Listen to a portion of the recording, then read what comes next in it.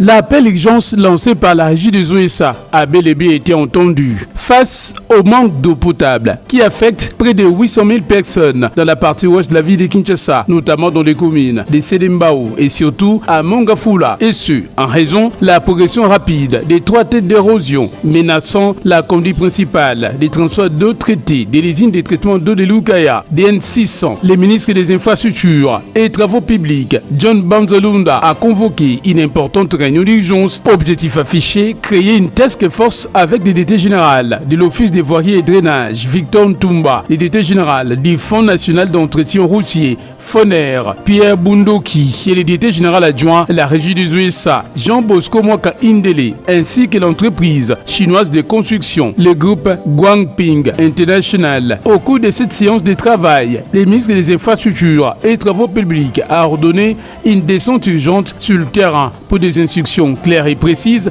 afin que les travaux de rétablissement de la desserte en eau potable et la circulation puissent intervenir dans un délai bref de plus ou moins 2 semaines, tout en travaillant à forte intensité jour et nuit. Aussitôt la réunion d'urgence terminée, la délégation de cette task force s'est tout de suite rendue sur les différents sites érosifs, notamment au niveau de l'arrêt des chemins et Kondo à Kimwenza, là où ces érosions monstres ont mis à nu et exposé à l'air libre la conduite d'addiction d'eau potable DN600, désormais sujette à une flexion dangereuse, ce qui était la base de l'interruption temporaire de l'exploitation des usines de traitement d'eau de Lukaya pour prévenir des dégâts majeurs. Notre objectif, c'est de faire le réemblayage, protéger la conduite de la régie des eaux et permettre à la régie des eaux de pouvoir assurer la desserte.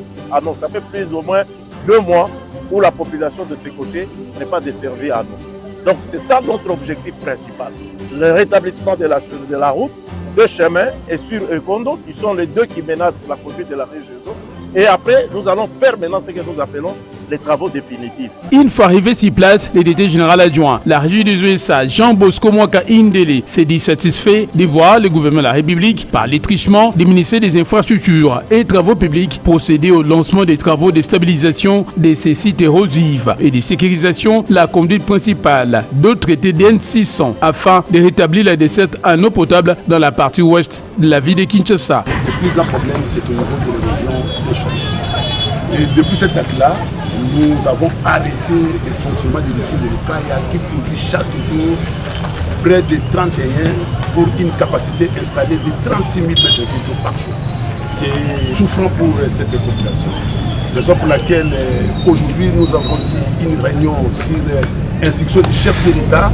Il a donné au gouvernement de pouvoir trouver une solution en urgence. Raison pour laquelle nous avons été en réunion avec le Foner, avec le VD, la régie des eaux et tous les cabinets de gestion d'excellence, monsieur le ministre de l'ITP.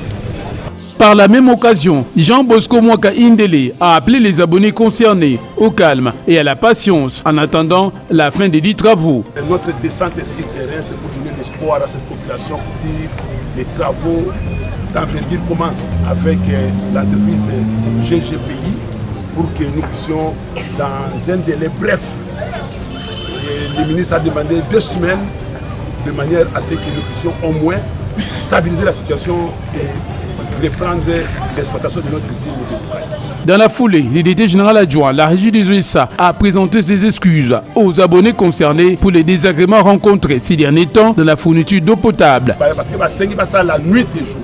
Il y a la population, tout en représentant nos excuses pour ce désagrément.